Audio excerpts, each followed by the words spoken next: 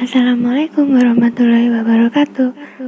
Perkenalkan, nama saya Tiara Sri Dewi dari kelas A219 Akademi Farmasi Surabaya dengan nomor NIM 1351910114. Di sini saya akan menjelaskan tentang materi bakteri dari mata kuliah mikrobiologi. Ilmu yang mempelajari tentang kehidupan dan klasifikasi bakteri, struktur anatomi sel bakteri, cara kerja sel bakteri, dan interaksi antar sel bakteri disebut dengan bakteriologi, atau nama lainnya biologi bakteri. Pengetahuan dalam ilmu ini itu bermanfaat dalam pengobatan, ilmu pangan dan gizi, pertanian, dan juga industri, terutama pada industri fermentasi.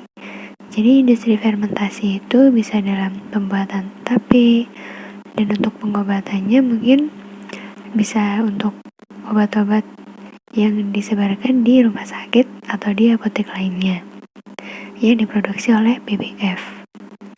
Jadi bakteri sendiri itu tidak hanya menimbulkan penyakit pada manusia atau makhluk hidup lain, tetapi bakteri juga dapat menghasilkan manfaat bagi makhluk hidup di sekitarnya.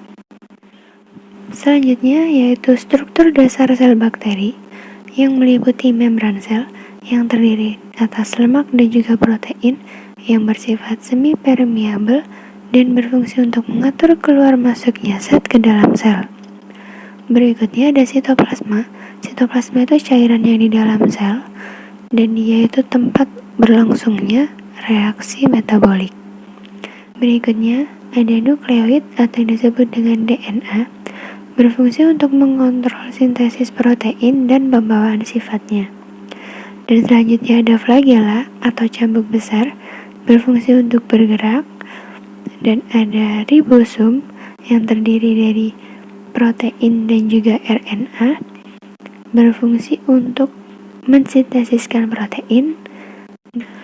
Selanjutnya ada mesosom yang terbentuk dari membran sel yang tidak membentuk lipatan, itu berfungsi untuk memisahkan kedua molekul DNA, dan dia juga berfungsi untuk pembentukan dinding sel baru antara kedua sel anak tersebut. Selanjutnya ada endospora.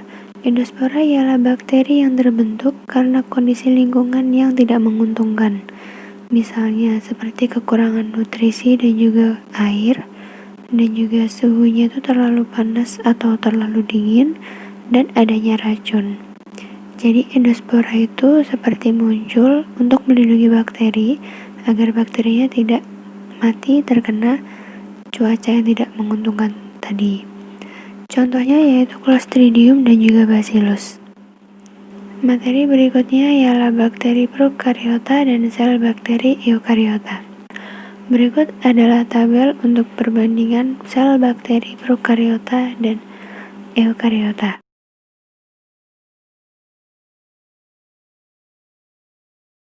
Ukuran bakteri itu mikrometer, atau artinya dapat dilihat dengan mikroskop. Dan ukuran bakteri sendiri ada yang paling besar dan ada yang paling kecil. Ukuran bakteri yang paling kecil ialah Dialister pneumosintes dengan panjang 0,15 sampai 0,30 mikrometer. Dan juga ada ukuran bakteri yang paling besar yaitu Spirillum voluntans dengan ukuran 15 sampai 30 mikrometer. Ukuran mikrometer sendiri ialah 1/1 juta meter. Selanjutnya ada bentuk bakteri. Bentuk bakteri yang pertama itu berbentuk batang atau yang disebut dengan basil, dan itu terdiri dari monobasil atau yang berbatang tunggal. Contohnya bakteri Salmonella typhosa.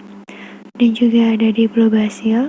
Diplobasil itu yang berbentuk basil, tapi dia bergandengan dua-dua. Dan selanjutnya ada streptobasil. Streptobasil itu yang berbentuk basil dan dia bergandengan membentuk rantai, contohnya Bacillus anthracis. Selanjutnya ada bakteri yang berbentuk bulat atau yang disebut dengan kokos. Itu terdiri dari monokokus. Monokokus itu bakteri yang berbentuk bulat tunggal seperti bola, dan contohnya itu Monococcus gonorrhoeae. Dan selanjutnya juga ada yang berbentuk Diplococcus, yaitu bakteri yang berbentuk bola tetapi bergandengan dua-dua. Contohnya yaitu Diplococcus pneumoniae. Dan ada lagi Streptococcus, itu bakteri yang berbentuk bola tapi dia memanjang seperti rantai. Contohnya yaitu Streptococcus lactis. Dan berikutnya ada Staphylococcus, yaitu bakteri yang bergerumbul berbentuk seperti anggur. Contohnya yaitu Staphylococcus aureus. Dan yang selanjutnya itu ada bentuk bakteri spiral. Spiral itu berbentuk spiral dan contohnya itu Spirillum. Dan juga ada yang berbentuk vibrio. Vibrio itu berbentuk seperti koma atau spiral yang tidak sempurna. Contohnya yaitu Vibrio cholera. Dan juga ada yang berbentuk spiroseta, yaitu spiral yang dapat bergerak. Contohnya yaitu Spiroseta pallida. Selanjutnya yaitu perkembangbiakan bakteri. Perkembangbiakan bakteri dibagi menjadi dua. Yang pertama rekombinasi genetik, dan yang kedua tentang pembelahan diri secara biner atau langsung.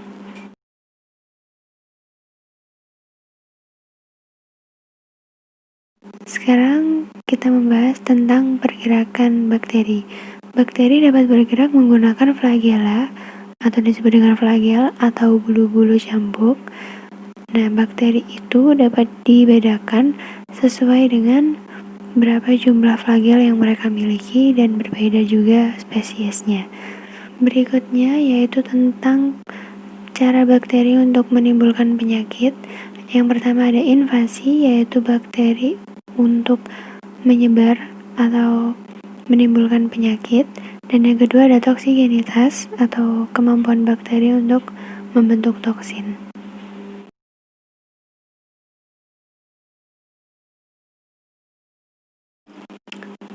Berikutnya yaitu macam-macam penggolongan bakteri. Yang pertama digolongkan berdasarkan sumber oksigennya. Sumber oksigen yang pertama itu ada bakteri aerob. Bakteri aerob itu menggunakan oksigen bebas untuk respirasinya. Contohnya yaitu Nitrococcus. Dan yang kedua ada bakteri anaerob. Dia tidak bisa menggunakan oksigen bebas untuk respirasinya. Contohnya yaitu Streptococcus lactis. Dan berikutnya ada bakteri yang dibedakan dari kebutuhan oksigen yang diperlukan mereka. Yang pertama itu ada bakteri aerob obligat, yaitu bakteri yang dapat hidup di suasana yang mengandung oksigen saja. Contohnya yaitu Nitrobacter. Dan yang kedua ada bakteri anaerob obligat, yaitu hanya bisa hidup di keadaan yang mengandung tanpa oksigen. Contohnya yaitu Clostridium tetani. Dan juga ada bakteri anaerob fakulatif, itu dia dapat hidup dengan suasana yang mengandung tidak atau adanya oksigen. Contohnya Escherichia coli. Lalu ada juga bakteri yang dibedakan dengan bagaimana cara mereka memperoleh makanan. Itu ada dua. Yang pertama bakteri heterotrof, yaitu yang mereka mendapatkan makanan dari lingkungannya. Dan juga ada bakteri autotrof yang mereka dapat membuat makanan mereka sendiri.